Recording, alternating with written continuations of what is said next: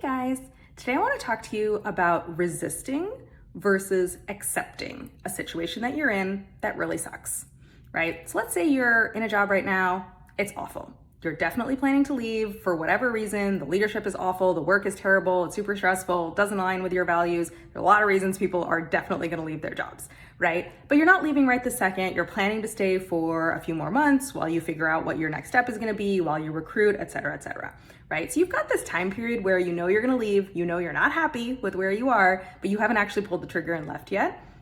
Let's talk about, in that situation, resisting your current reality versus accepting your current reality.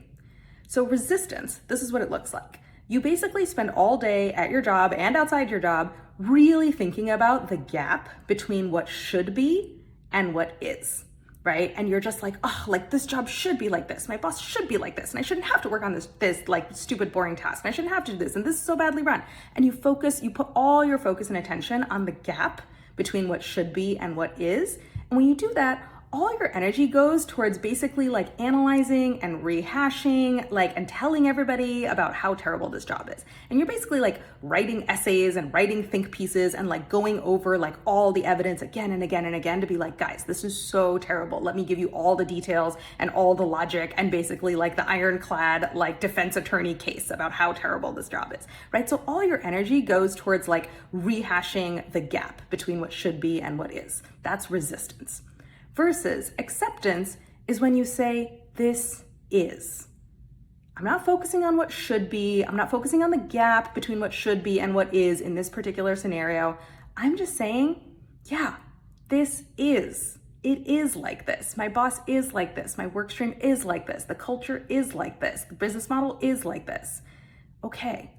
And you stop fighting what is. And when I say acceptance, I don't mean some kind of global acceptance of like, oh, every job is going to be like this. Every part of my career is going to be like this. Every company is going to be like this. That's not what I mean, right? That's just defeatism where you're like, everything is going to be like this. That's not the kind of acceptance I'm talking about. I just mean acceptance of like, hey, in this place, this is what it's like. And I'm gonna stop fighting it, and I'm gonna stop having conversations with myself and with everyone else about why it's so terrible that it is this way and like how it should be and like precisely what's making it so terrible.